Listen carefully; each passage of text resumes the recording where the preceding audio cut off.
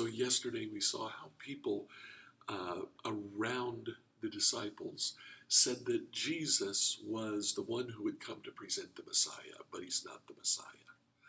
Then Jesus asks the million-dollar question, what about you? Who do you say I am? Peter answered, you're the Christ. Jesus warned them not to tell anyone about him.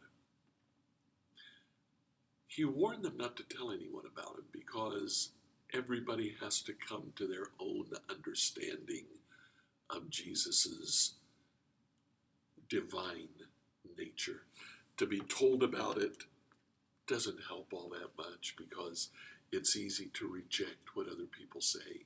But when you are convinced by Jesus himself of who he is, it's much harder to reject. Now, Peter said, you're the Messiah. You're the Christ in Greek. And we've taken that word into English as well. But what did that mean? You know, if you look at the Old Testament, the word Messiah is actually not all that common.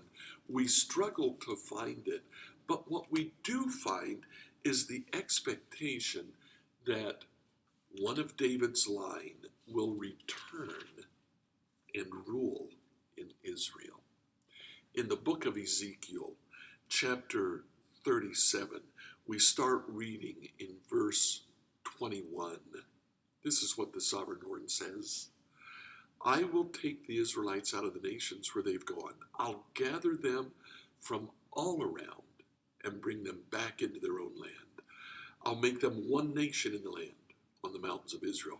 There will be one king over all of them. There will never again be two nations or be divided into two kingdoms. Then, a couple of verses later in verse 24, he says, my servant David will be king over them. They will all have one shepherd. They will follow my laws and be careful to keep my decrees. The Messiah would return and reunite Israel. Now that's what Peter was expecting. We know today that the Messiah actually came twice. We know that because we stand between the two times that he came. We can look back and see the first time that he came as a suffering Messiah.